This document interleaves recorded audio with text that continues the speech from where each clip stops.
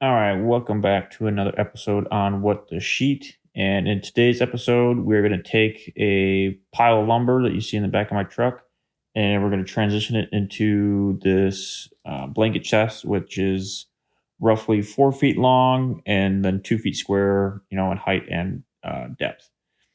And this is for my wife, Aunt. I think I've mentioned this in the past videos, and I finally got around to getting all the lumber cut for this thing. And as you can see here, we're cutting everything down on the miter saw, and most of it's the sides and the base and the lid and all that stuff. That's all 1x6 pine. I do believe it's quality pine from Menards. That's kind of like your mid range stuff. Not the greatest quality stuff on the planet, but also it's kind of in between in the price. And I think in total I think it was $110 just for lumber, and then another $30 to $40 on materials for the hinge for the lid, and then two antique brass handles on the sides. And then on right here, you're seeing me put a routed edge on all the cut materials, and that's so when I put all the panels, all the boards together, it adds a little bit of a groove that kind of adds a little bit of depth to the sides instead of just being one big flat panel.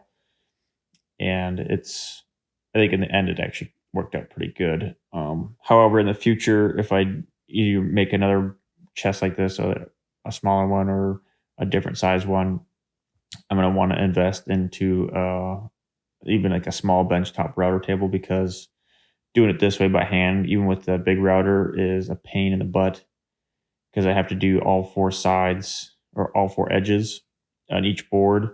And as you can see, there's a whole stack of boards that I had to do four sides per each. So it took quite a while, and by the end of it, my back was pretty sore, and I was kind of wanting to be done working for that day. Um, Overall, this project should take you one solid work day in the garage, maybe two. It's really not all that complicated for joinery wise. It's all the panels are held together with dowels, and there's a few screws to get everything lined up and secured that way. And then it's just some 18 gauge nails for the trim pieces on the outside, and then one day's worth of staining. All right, so got everything, all the sides and the bottom and top all cut, and I got the edges routed over. So you might not be able to see. Let's see if I turn this light on here. Might help a little bit. So what I'm going for is just that little bit of a kind of a gap where in between the boards here. Otherwise, if you have them all butted up next to each other, it's not gonna. I don't think it'll look as nice. So by just putting that little bit of a round over on all the corners, around the edges here, it just makes it look, kind of really makes it so you can see that they're individual boards and not just one big panel. All right, so we got all of my panels. So my two sides, and then the top, bottom, and then the back and front of the chest all hammered together. And what I did is, instead of gluing everything together, I decided to use just dowels. So I marked out dowel holes and just drilled the holes, and everything's just loose fit together. Nothing's actually permanently glued, and that's how it's going to stay. I'm not going to glue any of the sides together for two main reasons. One, simplicity of putting it together and not having to clamp everything to let it dry. And two, just because this is pine, and like modern pine, it's pretty big grains on it, so with the changing of seasons, the wood will expand and contract this way. So if I glue all these panels together, I run the risk of it cracking or splitting. And then on top of that, if you don't line up your boards correctly, so you can kind of see it here. So on this one, the grain kind of goes this way like a smiley face, and then this one, the grain goes this way like a frowny face. And I have them alternating on all the boards, so that way the grain kind of does this all the way along. That way, if this board's cupping, which it kind of is a little bit, and this one's cupping, they kind of counteract each other, and you end up with a relatively straight panel, which is kind of the only way to work around these this cheaper lumber, and with pine, especially with those wider grains, like I said. So I did that with all of these panels. So all of them are, they have that S with the wood grains. And then what I'm going to do now is go through, sand everything with 220. And the big things I want to be trying to get off are the blue paint markings from the lumber mill, any stamps on them that were from, Menards, and then just kind of make sure I get like a nice even finish, and then also get rid of my pencil marks.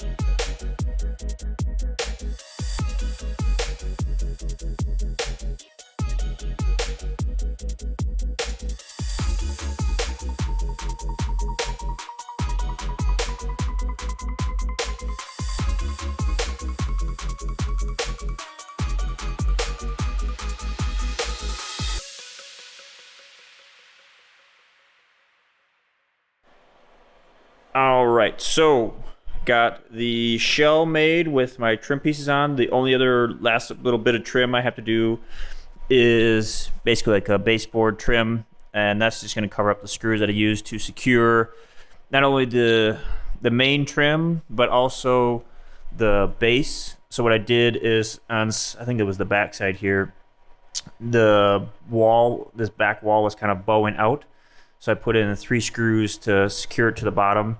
And that way, if for any reason that this has got stuff in it and the wife's aunt wants to move it, they don't have to worry about the base falling out on it. I wanted to make sure this is nice and secure in there, and they should have no problem having this fully loaded with blankets and needing to pick it up and move it around. Same with all the sides here. Everything's secured good enough to where nothing's gonna fall off if somebody bumps into it, or if they they're vacuuming or whatever. And then this is going to be the lid for this. So this is, what did I say? These are 1x6s. And then this is a 1x3 on the edge here that goes all the way around. And the way I secured this was a whole bunch of dowels. So I marked, every probably 5-6 inches, a dowel spot. And then I also put a dowel in the corners here where the 2 pieces of trim meet together. And basically what that does is this whole thing is just like that. So there's a dowel on each board on the ends, and then on the corners all the way around, and then all along the face and the back. And what happens is, as you're slowly squeezing this frame together, it all kind of locks together, so nothing's gonna break free. So there's no glue in any of this at all, and I can't pull that trim off. And at the same time, which is really important, is it makes this lid stiff, because since these aren't glued together at all, without this end piece on, it'll want to kind of roll back and forth, almost like a snake. So each one of these boards has a little bit of flex back and forth, but by putting dowels in each board and then attaching this trim piece and then making it all one big unit, I don't have to worry about it all separating on me when somebody goes to lift this up. This isn't going to come flying off and go flying across the living room over there. So all I have left is to get rid of the pencil marks on this guy, and then add that little piece of trim, and then it's just 1 coat of stain, probably 2. We're gonna do 2 coats of poly just to make sure it's nice and got a good solid finish on it, and then add the handles and the piano hinge, and then that's it. And then it's just, I gotta go deliver it. All right, so I got my base trim done. I'm actually waiting on my battery charge because I ran out of juice for this last piece, but all I gotta do is just cut it quick and then slap it on, and we're done with that. And now we're on to our piano hinge install. So what I've already done is temporarily, or kind of easily just put this on. So I just put 1 screw on each end just to hold the hinge on. And it's roughly centered. It's not perfect, doesn't have to be perfect. It just needs to kind of be roughly in the center. And then in order to mark its location on the lid, especially since I'm not doing a groove, and by groove I mean sometimes you can flush mount your hinges. So, if you wanted just to have it be, flat opening like this.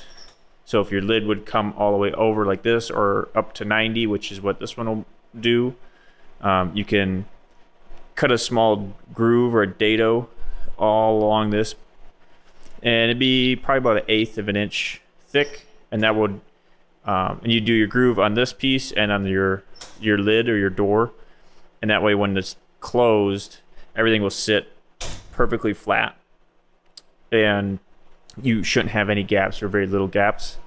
However, in my case, I'm not too worried about it being perfectly level. Having that little bit of a kink or a little bit of an angle isn't going to affect anything.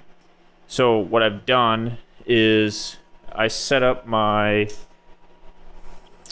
I think it's a multi-square or whatever you want to call it, to, I think it's like 7 or 15/16. So it's just under an inch. And what I'll do is, I'll kind of show you what I did here. So bring the lid back, and I'm only worried about the back gap. So I want to make sure this gap is consistent all the way across on the back side and on each end, because that's going to be your big determining factor for your hinge itself.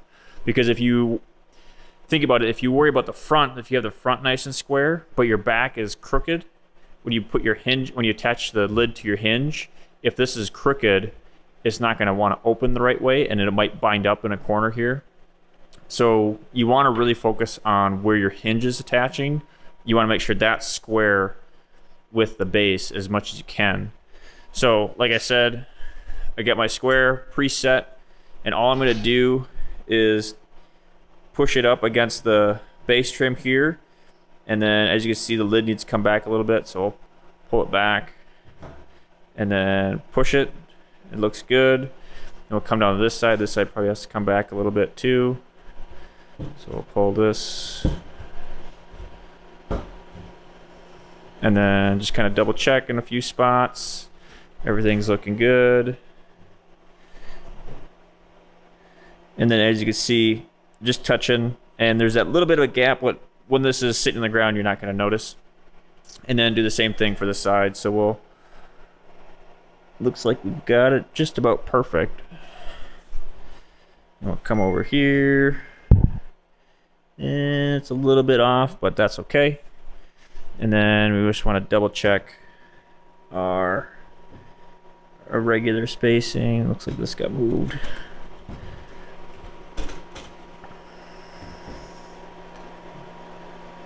Good.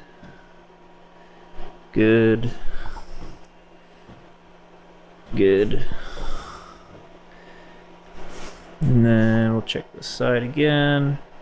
All right, we're good. So now that we do that, we got all that squared up.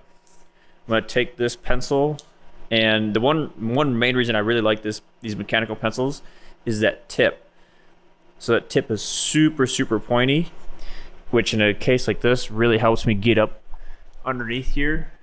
And then all I'm gonna do is I'm gonna stick my pencil in there and just kind of scribe a nice little line on each end of the hinge here. And then put my pencil away. And here's the other nice thing about these pencils, and I'll put a link for these in the description for this video. So it's just like a regular mechanical pencil. You push it down and the tip comes out. But here's what's cool. So as you can see, the lead's out. Now if I push up on the clip, it actually retracts and the lead is no longer sticking out. So you don't have to worry about, you know, sticking these in your pocket and breaking the lead, because as soon as you pull back on the clip to put it on your pocket, that little bit that holds the lead tracks back, and then you just stick it in your pocket and then, you know, go on about your day. That concludes today's video. If you have any questions, comments, concerns, if you think I could do something better, something different, if you want me to go into a little bit more detail on how I put this trim piece on for the lid with just dowels and no glue, just let me know and I can do a separate video on that. But yeah, that's all I got for you guys. I'll catch you in the next one. Peace out.